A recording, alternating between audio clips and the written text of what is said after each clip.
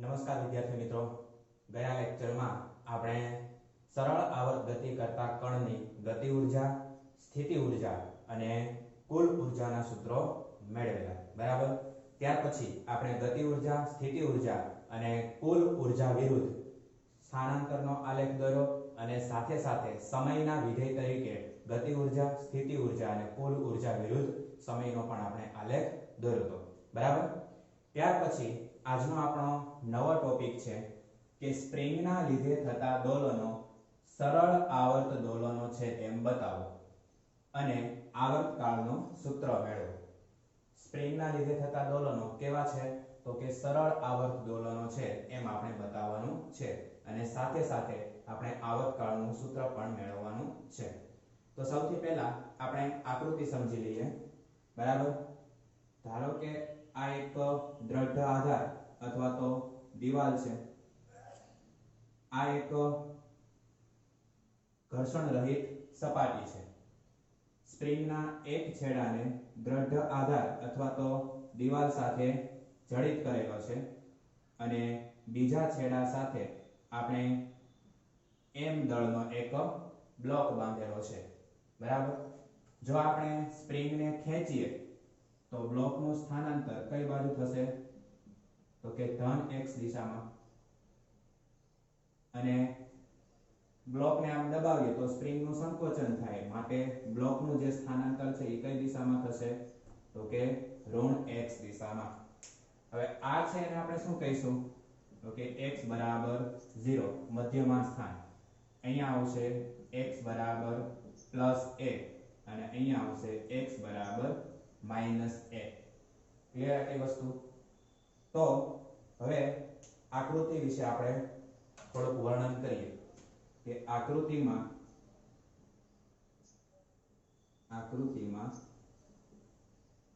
દર્શાવ્યા પ્રમાણે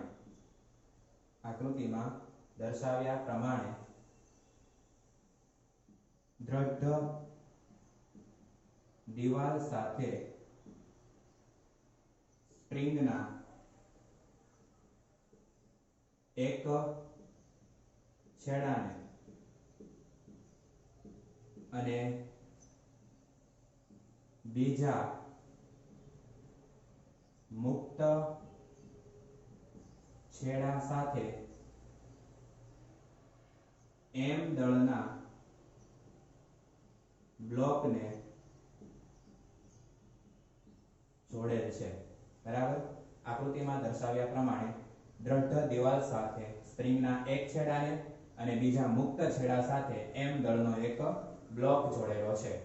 બરાબર. બ્લોક અને સ્પ્રિંગનું તંત્ર, આ બ્લોક છે ને આ સ્પ્રિંગ છે એનાથી એક તંત્ર બને છે. બરાબર. તો બ્લોક અને સ્પ્રિંગનું તંત્ર ઘર્ષણ રહિત સપાટી પર મૂકવામાં આવે છે. બરાબર. આ જે સપાટી છે એ કેવી છે? ઘર્ષણ રહિત. તો બ્લોક અને સ્પ્રિંગના તંત્રને ક્યાં મૂકવામાં આવે છે? ઘર્ષણ રહિત સપાટી ઉપર મૂકવામાં આવે છે. જો બ્લોકને એક બાજુથી ખેંચીને છોડી દેવામાં આવે તો બ્લોક મધ્યમાન સ્થાનની આસપાસ અથવા તો આગળ પાછળ દોલનો કરે છે. આ બ્લોક છે એને આપણે એક બાજુથી આમ ખેંચી અને છોડી દઈએ તો બ્લોક શું કરશે? એના મધ્યમાન સ્થાનની આસપાસ અથવા તો આગળ પાછળ દોલનો કરશે. આ x બરાબર 0 સ્થાન એ શું છે? તો કે x બરાબર 0 સ્થાન એ બ્લોકના કેન્દ્રની સ્થિતિ દર્શાવે છે, અથવા તો આપણે એને મધ્યમાન સ્થાન કહીએ, બરાબર. x બરાબર 0 સ્થાન એ બ્લોકના કેન્દ્રની સ્થિતિ દર્શાવે છે. પછી અહીંયા આપણે પ્લસ a અને આ બાજુ માઈનસ a લખેલું છે. તો પ્લસ a અને માઈનસ a શું છે? તો કે પ્લસ a અને માઈનસ a એ બ્લોકના મધ્યમાન સ્થાનથી અનુક્રમે જમણી અને ડાબી બાજુનું સ્થાનાંતર દર્શાવે છે, બરાબર. x બરાબર 0 થી આપણે આમ જમણી બાજુ જઈએ, બરાબર. તો x બરાબર 0 થી પ્લસ a એ શું છે? તો કે આ બ્લોકનું જમણી બાજુનું સ્થાનાંતર. x બરાબર 0 થી આ ડાબી બાજુ એટલે માઈનસ a. તો x બરાબર 0 થી આ માઈનસ a એ બ્લોકનું ડાબી બાજુનું સ્થાનાંતર છે. હવે આ સ્પ્રિંગ માટે રોબર્ટ હુક નામના વૈજ્ઞાનિકે એક નિયમ આપેલો છે. એ નિયમ આપણે જોઈએ, જે ઓલરેડી આપણે છઠ્ઠા ચેપ્ટરમાં ભણ્યા હતા. સ્પ્રિંગ માટે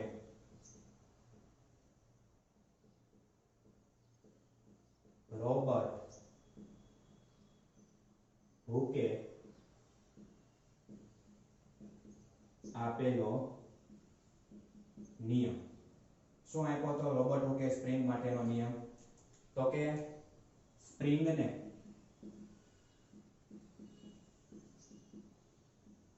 વિરૂપિત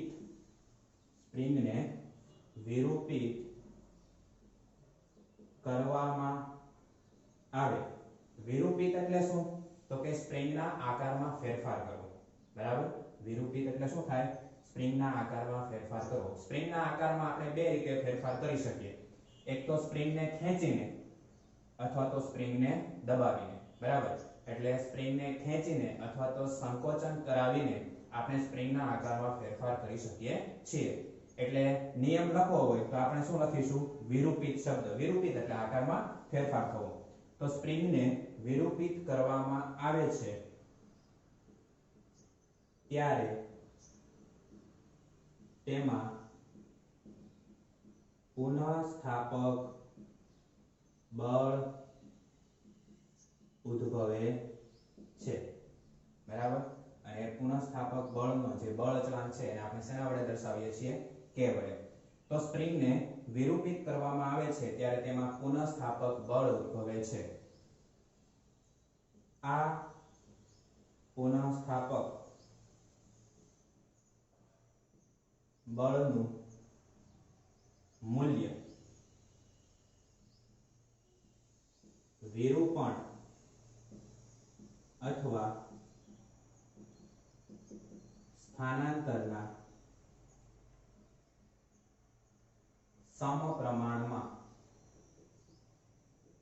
અને દિશા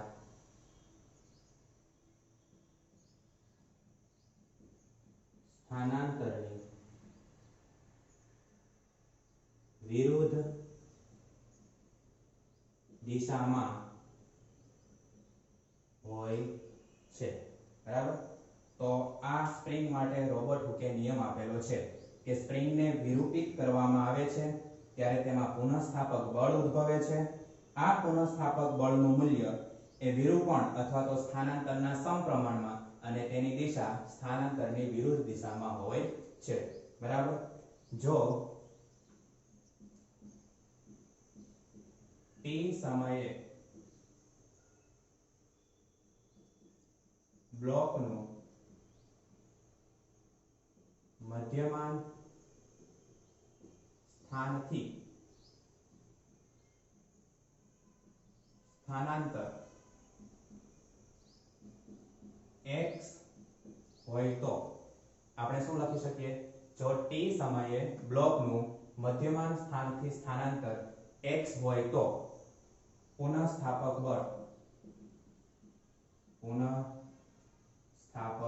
બળ F is proportional to -x. લખાય?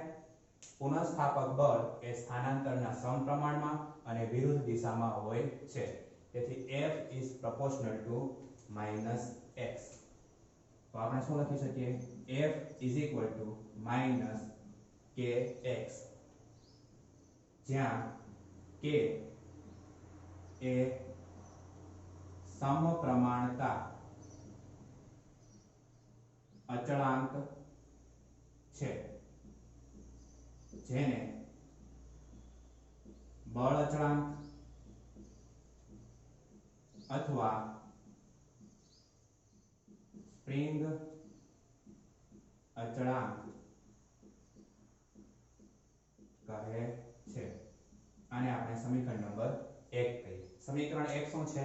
F is equal to -kx, બરાબર, જ્યાં k ને સમપ્રમાણતા અચળાંક કહે છે, બરાબર, જેને બળ અચળાંક અથવા તો સ્પ્રિંગ અચળાંક પણ આપણે કહી શકીએ.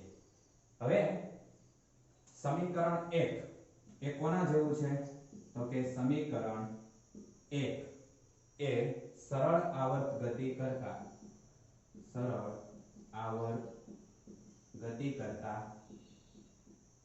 કણ પર લાગતા બળના નિયમ જેવું છે. સમીકરણ 1 કેવું છે?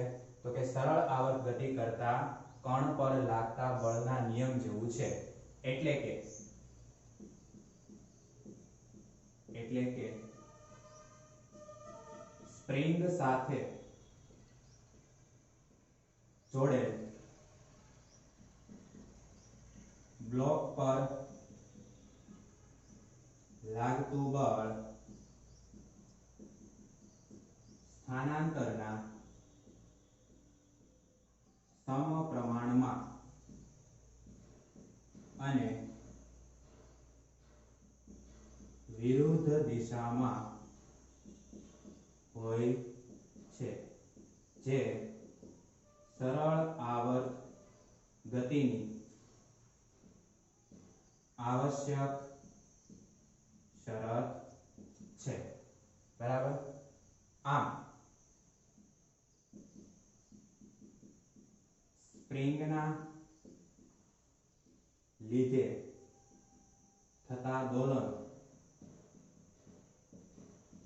સરળ આવર્ત દોલનો છે. ખ્યાલ આવે? સમીકરણ 1 એ કોના જેવું છે? તો કે સરળ આવર્ત ગતિ કરતા કણ પર લાગતા બળના નિયમ જેવું છે. સરળ આવર્ત ગતિ કરતા કણ પર લાગતા બળનો નિયમ કાલે આપણે મેળવી ચૂક્યા છીએ, બરાબર. એનો મતલબ શું થાય? કે સ્પ્રિંગ સાથે જોડેલ બ્લોક ઉપર લાગતું બળ એ બ્લોકના સ્થાનાંતરના સમપ્રમાણમાં અને એની વિરુદ્ધ દિશામાં હોય છે, જે શું છે? તો કે સરળ આવર્ત ગતિની આવશ્યક શરત છે. આમ સ્પ્રિંગના લીધે થતા દોલનો એ કેવા દોલનો છે? સરળ આવર્ત દોલનો છે, એમ આપણે કહી શકીએ. બીજું આપણે શું મેળવવાનું છે? આવર્તકાળનું સૂત્ર મેળવવાનું છે. તો સમીકરણ 1 છે એમાં આપણે F બરાબર ma મૂકીએ, ન્યૂટનના ગતિના બીજા નિયમ અનુસાર, બરાબર છે. તો સમીકરણ 1 માં F બરાબર ma મૂકતા, બરાબર. F ની કિંમત આપણે કેટલી મૂકવાની છે? ma.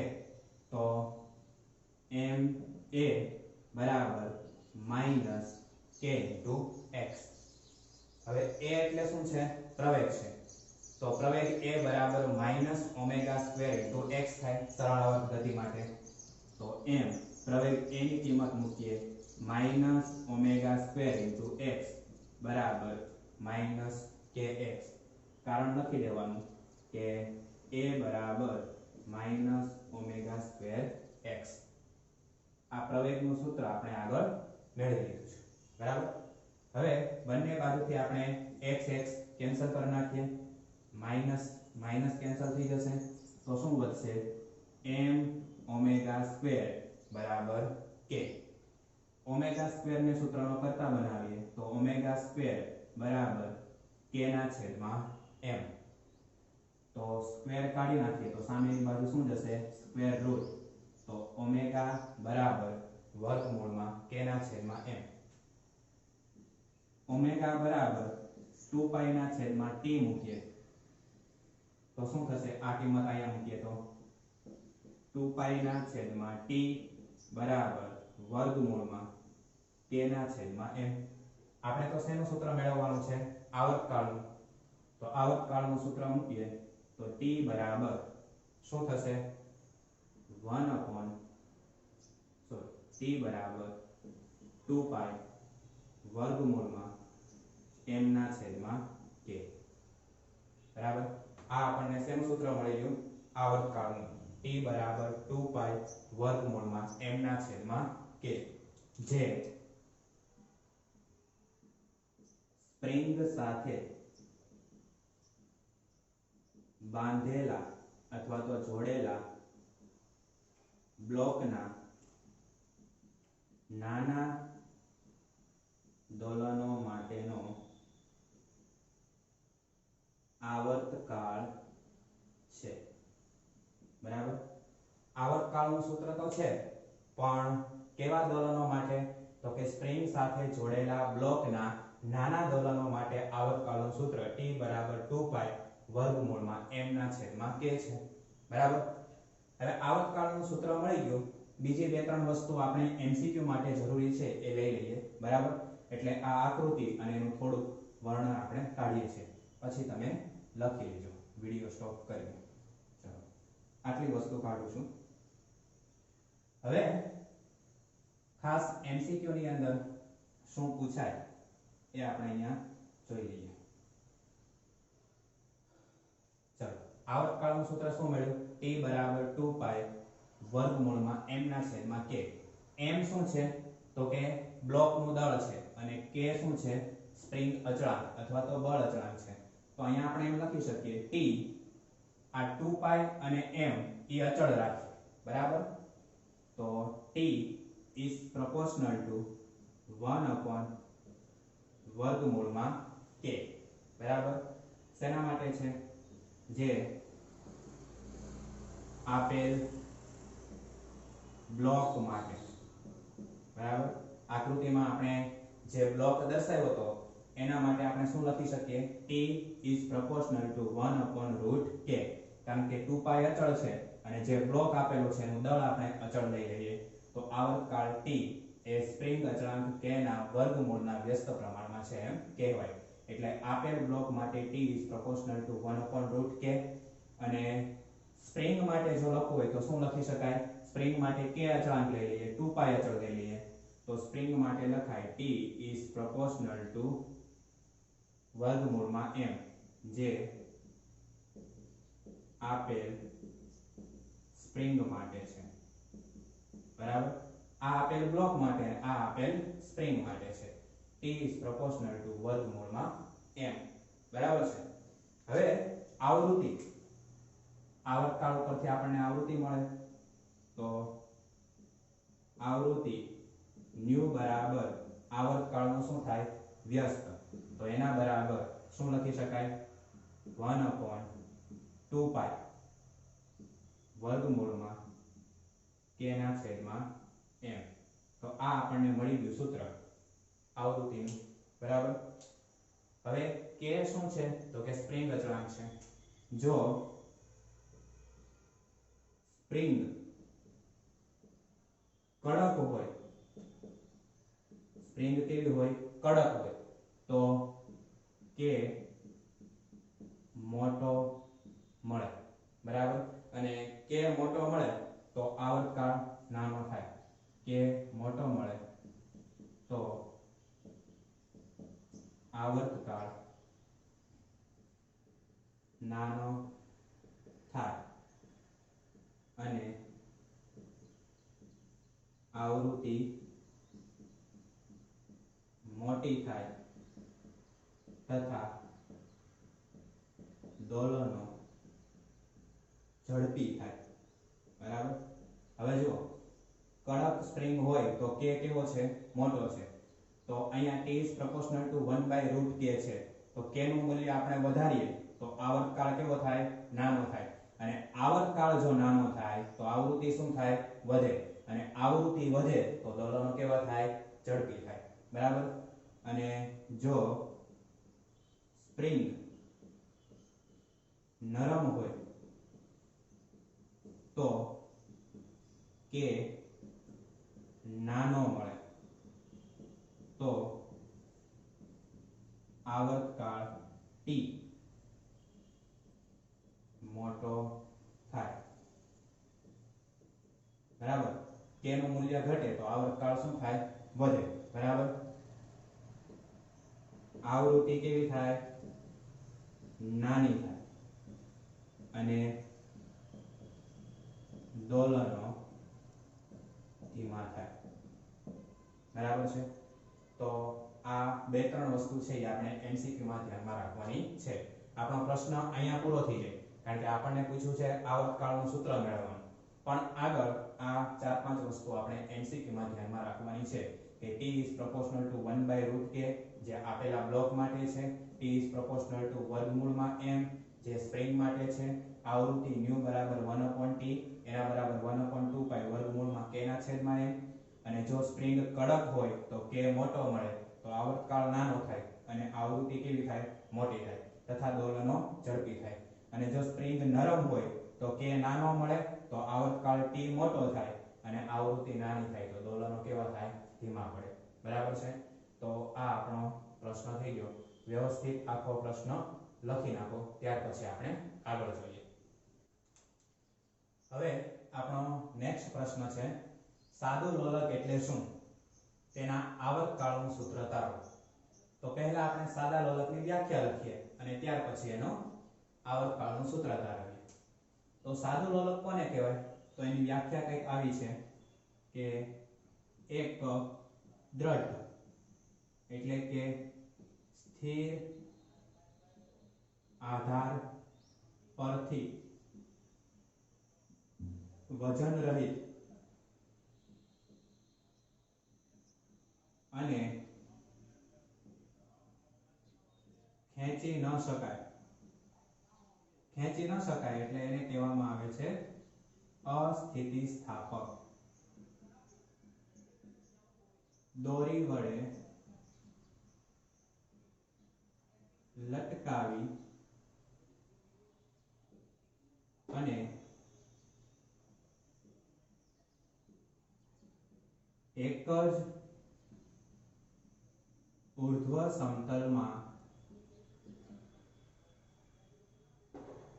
દોલિત થતી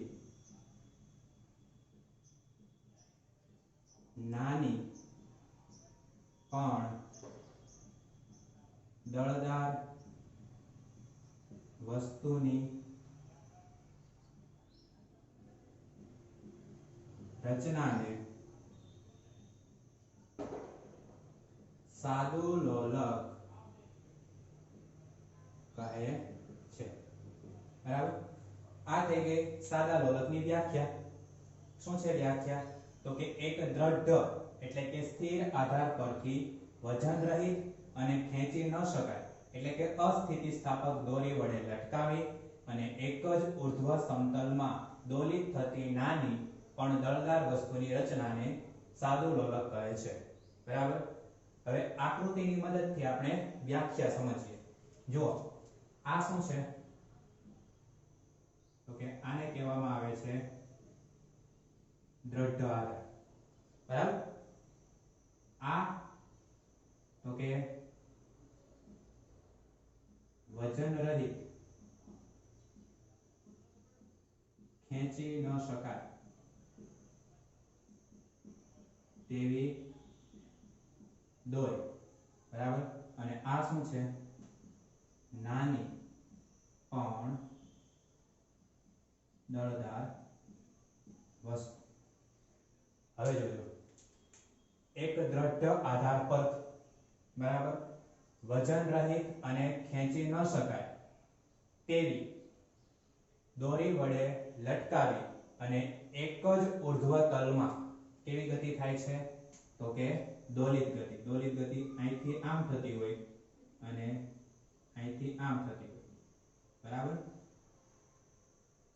હવે ફરીવાર જોઈએ એક દ્રઢ આધાર પરથી વજન રહિત અને ખેંચી ન શકાય એટલે કે અસ્થિતિસ્થાપક દોરી વડે લટકાવી અને એક જ ઉર્ધ્વ તલમાં અથવા તો ઉર્ધ્વ સમતલમાં દોલિત થતી નાની પણ દળદાર વસ્તુની રચનાને શું કહેવામાં આવે છે સાદું લોલક તો આ જે નાની અને દળદાર વસ્તુ જે આપણે એક ગોળા તરીકે વિચારી શકીએ તો આ વજન રહિત અને ખેંચી ન શકાય તેવી દોરી વડે લટકાવેલો આ નાના દળનો જે ગોળો છે એને આપણે શું કહીએ છીએ સાદું લોલક બરાબર છે અને સાદું લોલક જ્યારે આવી રીતે આમ દોલનો કરતો હશે બરાબર ત્યારે આ જે શિરોલંબ રેખા છે એની સાથે આ દોરીએ બનાવેલો જે ખૂણો છે એ કેટલો હશે થીટા મતલબ કે સાદું લોલક જ્યારે દોલનો કરે છે ત્યારે એનું કોણીય સ્થાનાંતર બદલાય છે બરાબર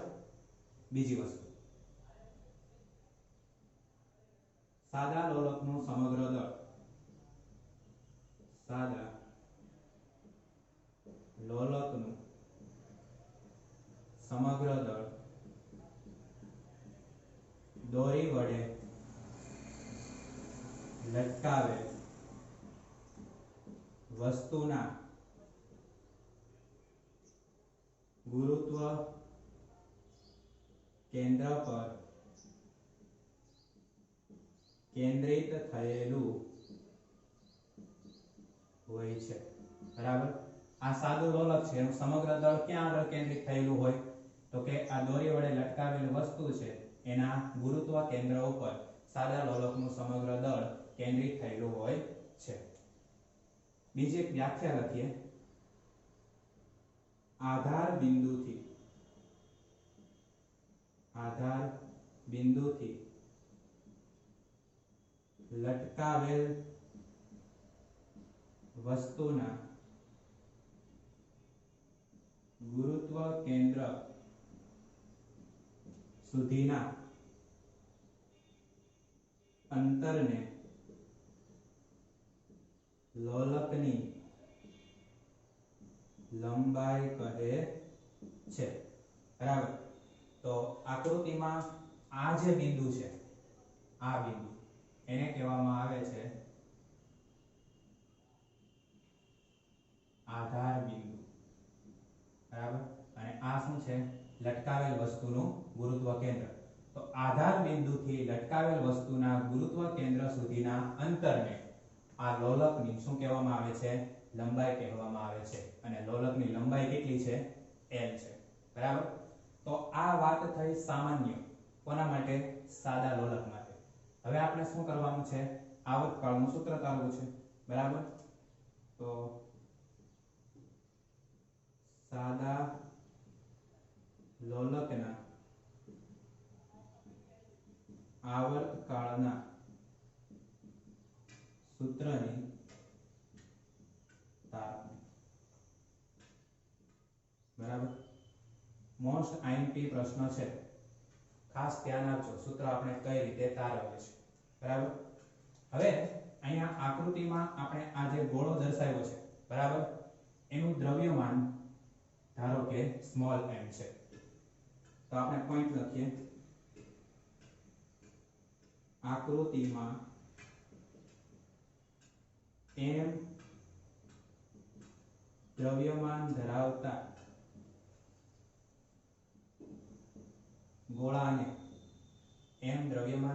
ગોળાને ખેંચી ન શકાય તેવી વજન રહિત l લંબાઈની દોરી વડે લટકાવી સાદું લોલક તૈયાર કરવામાં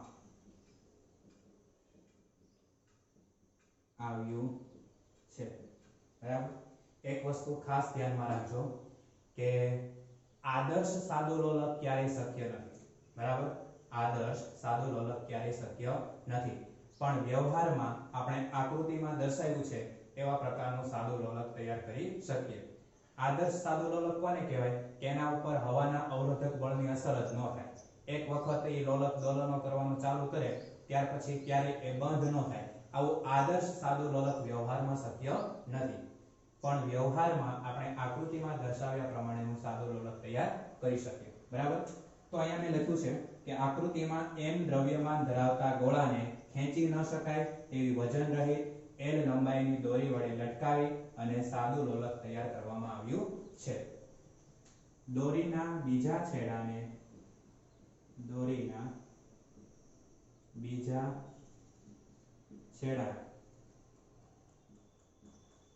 દ્રઢ આધાર અથવા તો છત સાથે બાંધેલ છે, બરાબર? હવે આ ગોળો કઈ રીતે ગતિ કરે છે એની વાત કરીએ તો કે ગોળો આધાર બિંદુમાંથી પસાર થતા ઉર્ધ્વ તલમાં અથવા તો સમતલમાં શિરોલંબ રેખાને અનુલક્ષીને દોલનો કરે છે, બરાબર? આ ગોળો કેવી રીતે દોલનો કરે છે તો કે આ આધાર બિંદુમાંથી પસાર થતા ઉર્ધ્વ સમતલમાં આ શિરોલંબ રેખા છે એને અનુલક્ષીને શું કરે છે? દોલનો કરે છે, બરાબર? ગોળાના કોઈ પણ ક્ષણે દોલનના એ સ્થાને ગોળાના દોલનના કોઈ પણ ક્ષણ આપણે એવું લખીએ ગોળાના દોલનના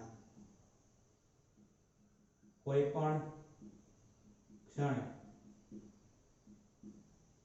એ સ્થાને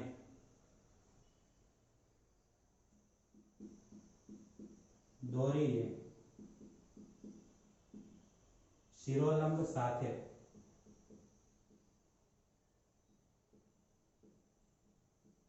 બનાવેલ ખૂણો થીટા છે, બરાબર?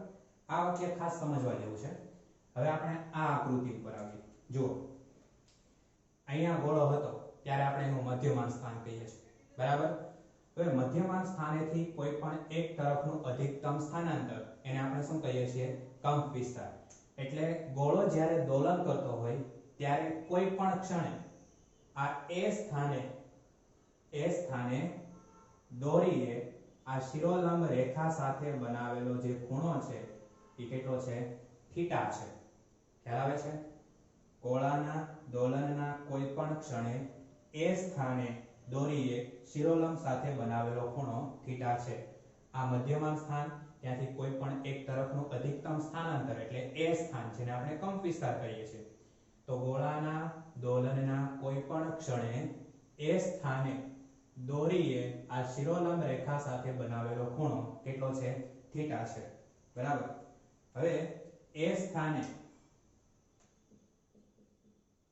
સ્થાને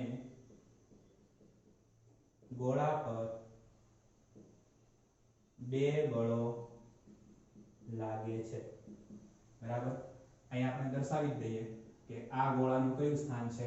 એ સ્થાન છે. એ સ્થાને ગોળા પર બે બળો લાગે છે. કયા કયા બળો લાગે છે? તો એક પહેલું બળ છે ગોળાનું વજન બળ mg અને બીજું છે દોરીમાં ઉદ્ભવતું તણાવ બળ T, રાઈટ? બરાબર? આ એ સ્થાન છે, આ એ સ્થાને ગોળા ઉપર બે બળો લાગે છે, એમાંથી એક બળ કયું છે તો કે વજન બળ mg કઈ દિશામાં લાગતું હોય અધો દિશામાં, કારણ કે ગોળાનું દળ આપણે m લીધું છે તો અહીંયા જે બળ લાગશે એ કયું લાગશે mg, બરાબર. અને બીજું આ દોરીમાં ઉદ્ભવતું તણાવ બળ T, બરાબર ને, દોરીમાં ઉદ્ભવતું તણાવ બળ T અને વજન બળ mg. તણાવ બળ T છે એ ત્રિજ્યાવર્તી દિશામાં લાગે, બરાબર, અને વજન બળ mg એ કઈ દિશામાં લાગે છે તો કે અધો દિશામાં લાગે છે, બરાબર. હવે આપણે શું કરવાનું છે તો કે વજન બળ mg ના બે ઘટકો વિચારીએ. વજન બળ mg ના બે ઘટકો વિચારતા પહેલો ઘટક કયો આવશે, દોરીને સમાંતર ઘટક. દોરીને સમાંતર ઘટક કયો થાય mg cos થીટા, અને બીજું આવશે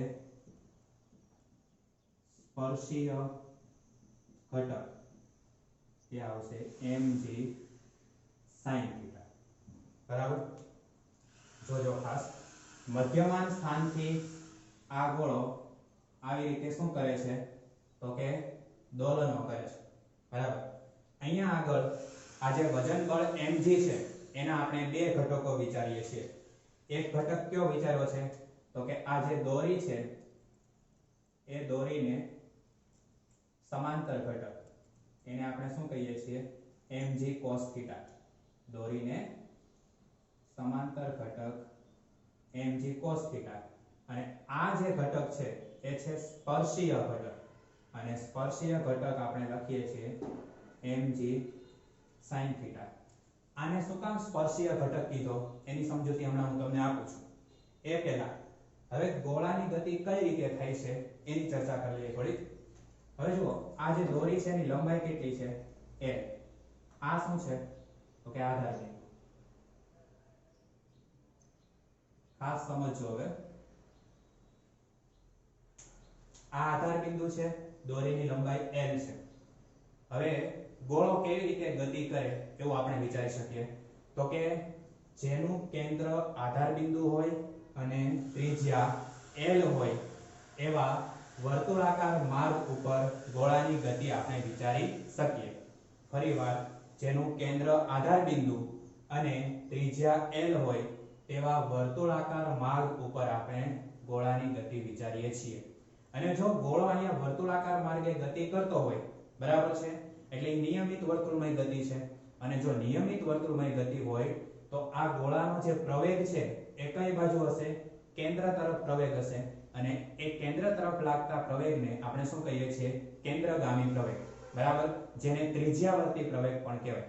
કારણ કે કેન્દ્ર તરફ લાગે છે ત્રિજ્યાની દિશામાં, તો એને ત્રિજ્યાવર્તી પ્રવેગ પણ કહેવાય, અથવા તો કેન્દ્રગામી પ્રવેગ પણ કહેવાય, બરાબર. તો આપણે અહીં લખીએ કે ગોળો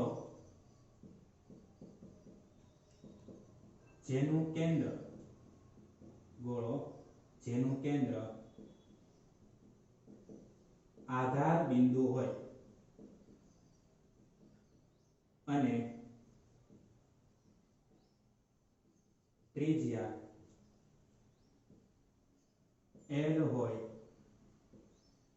તેવા વર્તુળ માર્ગ પર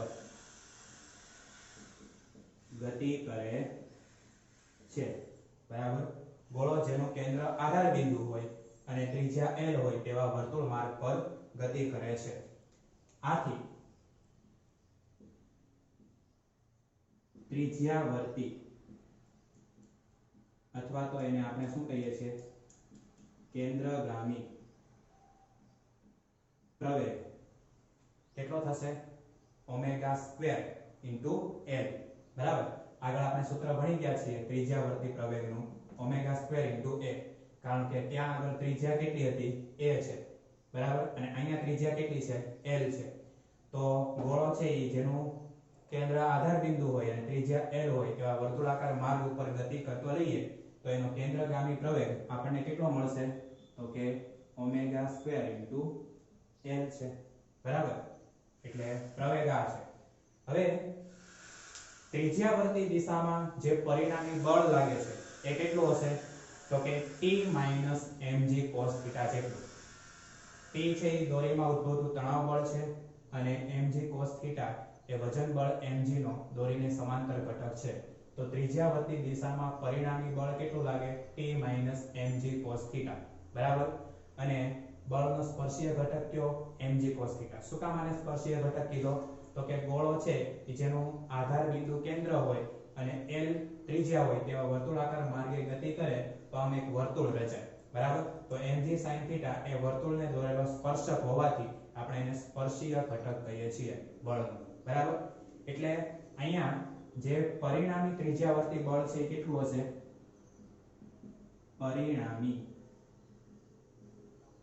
ત્રિજ્યાવર્તી બળ આ આખું છે ને એને ત્રિજ્યાવર્તી બળ કહેવાય, પણ પરિણામી ત્રિજ્યાવર્તી બળ કેટલું? તો કે t mg cos θ. t mg cos θ અને સ્પર્શીય બળ mg sin θ છે. હવે બે બળો છે અહીંયા આપણી પાસે. એક છે ત્રિજ્યાવર્તી પરિણામી બળ t mg cos θ અને બીજું છે mg sin θ. તો આ બંને બળોને કારણે ટોર્ક ઉદ્ભવે. શું ઉદ્ભવે? ટોર્ક. પણ પરિણામી બળ કયું છે? t mg cos θ. એની જે આધાર રેખા છે એ શેમાંથી પસાર થાય છે? તો કે કેન્દ્રમાંથી પસાર થાય છે. અને જે બળની આધાર રેખા કેન્દ્રમાંથી પસાર થતી હોય એ બળ વડે ઉદ્ભવતું ટોર્ક હંમેશા કેવું હોય? 0 હોય, જે આપણે ચાક ગતિવાળા ચેપ્ટરમાં ભણી ગયા છીએ. એટલે અહીંયા t mg cos θ એક બળ છે અને mg sin θ બીજું બળ છે. તો બંને બળને કારણે ટોર્ક ઉદ્ભવે. પણ આ t mg cos θ બળની કાર્ય રેખા કેન્દ્રમાંથી પસાર થાય છે, માટે t mg cos θ વડે ઉદ્ભવતું ટોર્ક કેવું હશે? શૂન્ય. માત્ર કોના કારણે ટોર્ક ઉદ્ભવશે? mg sin θ ને કારણે, બરાબર. તો આપણે લખીએ અહીં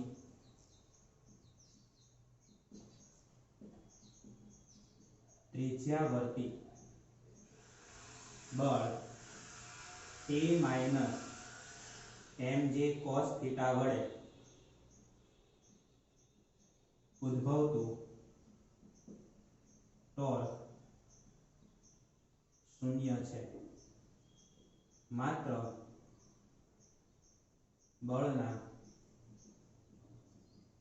સ્પર્શીય ઘટક mg sin θ વડે ટોર્ક ઉદ્ભવશે, બરાબર. અને mg sin θ વડે ઉદ્ભવતું ટોર્ક ટો બરાબર rf sin θ યાદ આવે છે, બરાબર. એના પ્રમાણે આપણે લખીએ. આ ભાગ અત્યારે હું કાઢું છું.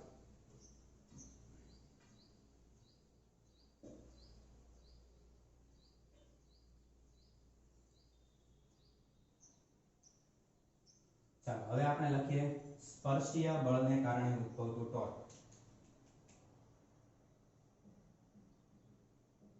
સ્પર્શીય બળને કારણે ઉદ્ભવતું ટોર્ક ટો બરાબર શું લખાશે? mg sin θ, બરાબર. ત્રિજ્યા કેટલી છે? l છે. એટલે અહીંયા આપણે આગળ શું લખવું પડશે? l. સૂત્ર ક્યાંથી આવ્યું છે? તો ટો બરાબર r f sin θ. જ્યાં r શું છે? ત્રિજ્યા છે. f શું છે? બળ. અને આ sin θ. તો આપણી પાસે ત્રિજ્યા r ની જગ્યાએ કેટલી છે? તો કે l છે, બરાબર. બળ f ની જગ્યાએ કેટલું છે? mg. અને sin θ તો છે જ. એટલે ટો બરાબર -l mg sin θ. ક્યાંથી સૂત્ર આવ્યું છે? તો કે ટો બરાબર rf sin θ. હવે તમને એક પ્રશ્ન થાય કે અહીંયા માઈનસ નિશાની કેમ લીધી? તો આ જે ટોર્ક છે ને એ પુનઃસ્થાપક ટોર્ક છે. કેવું છે? પુનઃસ્થાપક ટોર્ક. અને આ mg sin θ એ કઈ બાજુ બળનો સ્પર્શીય ઘટક છે? તો કે મધ્યમાન સ્થાન તરફ. અને મધ્યમાન સ્થાન તરફ આ બળ લાગતું હોવાથી કોણીય સ્થાનાંતર થીટા એમાં શું થશે? ઘટાડો થશે. અને કોણીય સ્થાનાંતર થીટામાં ઘટાડો થતો હોવાથી આપણે કેવી નિશાની લીધી છે? માઈનસ નિશાની લીધી છે. અહીં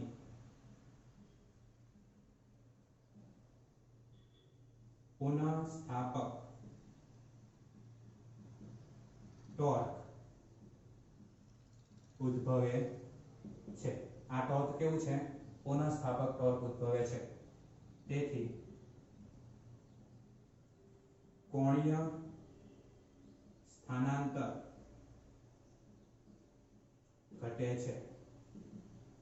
આથી સૂત્રમાં ઋણ નિશાની આવે છે. બરાબર.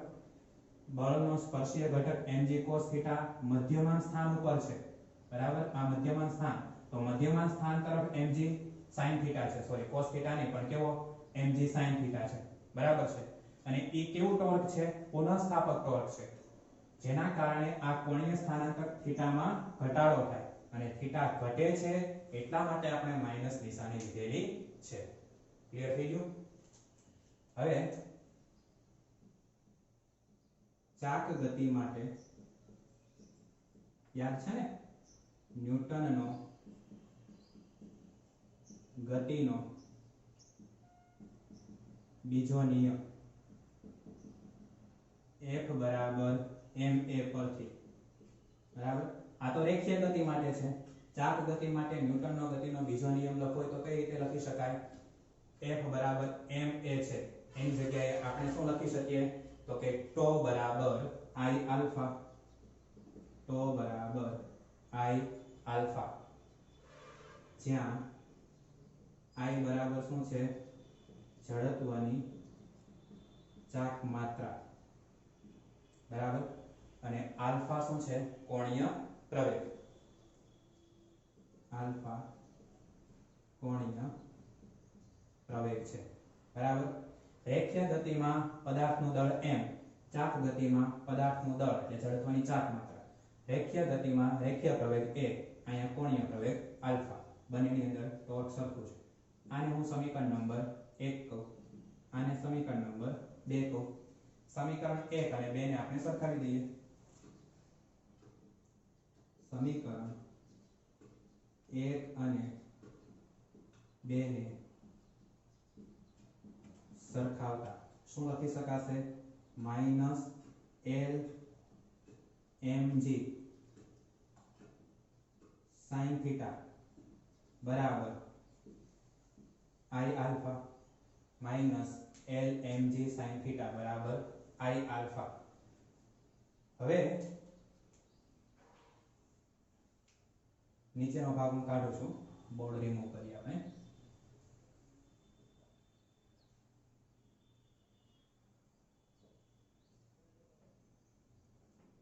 હવે જો sin થીટામાં આ ખૂણો થીટા એ ખૂબ જ નાનો હોય અને થીટા રેડિયનમાં હોય તો sin θ is nearly about theta આપણે લખી શકીએ.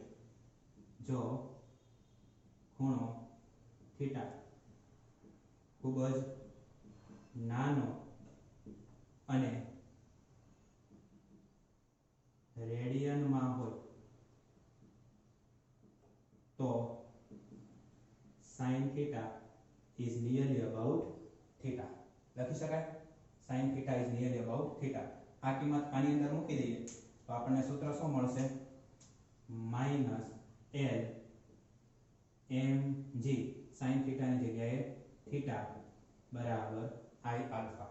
આલ્ફા છે ને આપણે સૂત્રનો કરતા બનાવીએ તો આલ્ફા બરાબર માઈનસ L mg છેદમાં I into theta. બરાબર. માઈનસ L mg છેદમાં I into theta.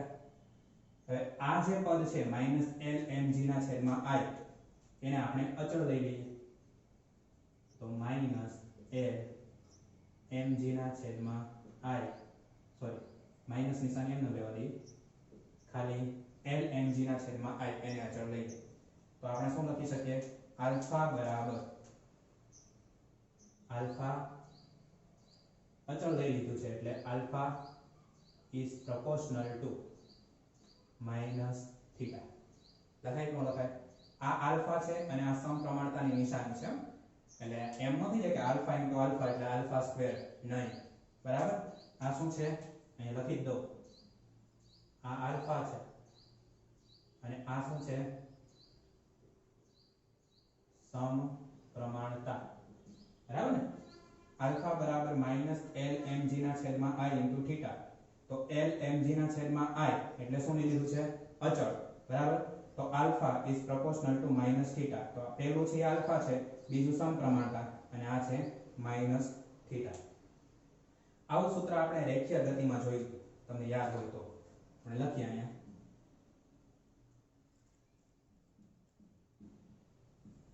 રેખીય ગતિમાં a is proportional to minus x. હતો આવું? a is proportional to minus x.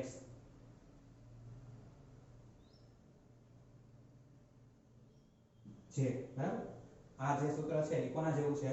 જે રેખીય ગતિમાં a is proportional to minus x જેવું છે, જે રેખીય સરળ આવર્ત ગતિની આવશ્યક શરત છે. બરાબર? a is proportional to minus x એ શું છે? તો કે રેખીય સરળ આવર્ત ગતિની આવશ્યક શરત છે. અહીંયા શું છે? અહીં alpha is proportional to minus theta, જે કોણીય સરળ આવર્ત ગતિની આવશ્યક શરત છે. બરાબર? a is proportional to minus x. આ રેખીય પ્રવેગ, આ રેખીય સ્થાનાંતર. બરાબર? એટલે રેખીય સરળ આવર્ત ગતિની આ શરત છે. આ આલ્ફા કોણીય પ્રવેગ, આ થીટા કોણીય સ્થાનાંતર, જે કોણીય સરળ આવર્ત ગતિની આવશ્યક શરત છે. બરાબર? આમ સાદા લોલકની ગતિ આપણે એમ કહી શકીએ, આમ સાદા લોલકની ગતિ સરળ આવર્ત ગતિ છે. સાદું લોલક જે ગતિ કરે છે એ કેવી ગતિ છે? સરળ આવર્ત ગતિ છે.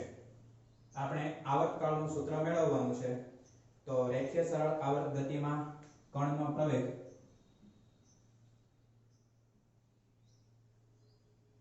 રેખીય સરળ આવર્ત ગતિમાં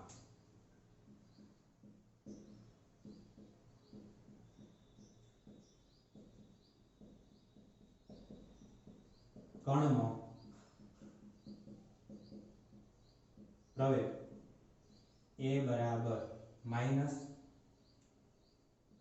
ઓમેગા સ્ક્વેર ઇન્ટુ x છે. બરાબર? a બરાબર minus omega square into x છે. તો સમીકરણના નંબર આપી દઈએ. આલ્ફા બરાબર માઇનસ mgl ના છેદમાં i ઇન્ટુ થીટા. આને હું સમીકરણ નંબર 3 આપું અને આને સમીકરણ નંબર 4. તો સમીકરણ 3 અને 4 ને સરખાવો તો આ કેવો પ્રવેગ છે? કોણીય પ્રવેગ. આલ્ફા એટલે કોણીય પ્રવેગ, a એટલે રેખીય પ્રવેગ. બરાબર? અહીંયા બરાબર. પછી માઇનસ ઓમેગા સ્ક્વેર, એની જગ્યાએ અહીંયા શું છે? માઇનસ એલ mg છેદમાં i. બરાબર? અને અહીંયા x છે તો અહીંયા થીટા છે. આ કેવું સ્થાનાંતર છે? કોણીય સ્થાનાંતર. આ કેવું છે? રેખીય સ્થાનાંતર. તો સમીકરણ 3 અને 4 ને આપણે સરખાવીએ. સમીકરણ 3 અને 4 સરખાવતા. બરાબર? a અને આલ્ફા એ બંને તો પ્રવેગ છે, થીટા અને x બંને સ્થાનાંતર છે. તો આપણે સરખાવવાનું શું રહ્યું? તો કે ઓમેગા સ્ક્વેર ઇન્ટુ x બરાબર l mg છેદમાં r. કારણ કે બંને બાજુથી માઇનસ માઇનસ કેન્સલ થઈ જશે. બરાબર? તો હવે આપણે લખીએ ઓમેગા સ્ક્વેર x છે એને આપણે નીચે જવા દઈએ. બરાબર ને? ઓકે, x તો નહીં આવે કારણ કે થીટા ની હારે સરખાયું છે ને, ખ્યાલ આવે છે? અહીંયા થીટા અને અહીંયા x છે, બરાબર? આ બંને સરખા છે અને આ બંને સરખા છે, એટલે બાકી સરખાવાનું શું રહ્યું? ઓમેગા સ્ક્વેર બરાબર lmg ના છેદમાં i, બરાબર ને? x ભૂલથી લખાણો તો ઓમેગા સ્ક્વેર એમાં ખાલી આપણે ઓમેગા લખીએ તો ઓમેગા બરાબર વર્ગમૂળમાં lmg ના છેદમાં i લખાય. હવે ઓમેગા બરાબર શું થાય? 2 પાઈ ના છેદમાં t. આ કિંમત અહીંયા મૂકી દઈએ તો 2 પાઈ ના છેદમાં t બરાબર વર્ગમૂળમાં lmg છેદમાં i. તો આપણે તો t શોધવાનો છે, તો t બરાબર 1/2 પાઈ વર્ગમૂળમાં i ના છેદમાં lmg, બરાબર? t બરાબર 1/2 પાઈ વર્ગમૂળમાં i lmg. હવે આપણે જે દોરી લીધી છે એ કેવી છે? વજન રહિત દોરી છે. તો વજન રહિત દોરી માટે આપણે જડત્વની ચાક માત્રા શું લખી શકીએ? તો કે i બરાબર m²l. i બરાબર શું લખી શકાય? m²l. 7મા નંબરના ચેપ્ટરમાં આપણે આખું ટેબલ જોયું, તમને યાદ હશે, બરાબર? અલગ અલગ આકારના પદાર્થ માટે જડત્વની ચાક માત્રાના સૂત્રો. અહીં દોરી વજન રહિત હોવાથી જડત્વની ચાક માત્રા i બરાબર m²l. આ કિંમત આપણે આ સૂત્રની અંદર મૂકીએ તો t બરાબર 1/2 પાઈ વર્ગમૂળમાં i ની જગ્યાએ શું મૂકવાનું છે? m²l છેદમાં lmg. l કેન્સલ થઈ જશે, એક m કેન્સલ થઈ જશે, તો t બરાબર 1/2 પાઈ વર્ગમૂળમાં m ના છેદમાં g. તો આ આપણને સૂત્ર મળી ગયું. સરળ આવર્ત ગતિ કરતા સાદા લોલકના આવર્તકાળનું સૂત્ર. જે શેનું છે? સાદા લોલકના આવર્તકાળનું સૂત્ર, બરાબર? અહીં 1/2 પાઈ અચળ છે, એટલે t is proportional to વર્ગમૂળમાં m અને t is proportional to 1/વર્ગમૂળમાં g, બરાબર? એટલે આપણે એવું કહી શકીએ કે સાદા લોલકનો આવર્તકાળ એ લોલકના દળના વર્ગમૂળના સમપ્રમાણમાં અને લોલકના ગુરુત્વ પ્રવેગ g ના વર્ગમૂળના વ્યસ્ત પ્રમાણમાં છે, બરાબર? t is proportional to વર્ગમૂળમાં m અને t is proportional to 1/વર્ગમૂળમાં g. આ m છે એ લોલકનું દળ અને આ ગુરુત્વ પ્રવેગ છે. તો સાદા લોલકનો આવર્તકાળ એ લોલકના દળના વર્ગમૂળના સમપ્રમાણમાં અને ગુરુત્વ પ્રવેગ g ના વર્ગમૂળના વ્યસ્ત પ્રમાણમાં છે, બરાબર છે? પછી સાદા લોલકનો આવર્તકાળ છે એ દોલકના દ્રવ્યની જાત પર આધાર નથી રાખતો, બરાબર? આ દોલકનું દ્રવ્ય છે એ ગમે તે પ્રકારનું હોય, એની જાત ઉપર એનો આધાર રહેલો નથી. એટલે સાદા લોલકનો આધાર એ દોલકના દ્રવ્યની જાત પર રહેલો નથી, બરાબર છે? તો આ આપણો આખો પ્રશ્ન થઈ ગયો. સાદું લોલક એટલે શું અને તેના આવર્તકાળનું સૂત્ર. વ્યવસ્થિત આખો પ્રશ્ન સ્ટેપ બાય સ્ટેપ સમજીને લખવાની ટ્રાય કરજો, બરાબર છે? તૈયાર કરજો. ન સમજાય તો મને પૂછી લેજો, બરાબર? તો આજના આ બંને ટોપિકો અહીંયા આપણા પૂરા થાય છે. વ્યવસ્થિત લખીને તૈયાર કરજો, બરાબર? નેક્સ્ટ લેક્ચરમાં આપણે આનાથી આગળ વધીશું. ત્યાં સુધી જય હિન્દ, જય ભારત.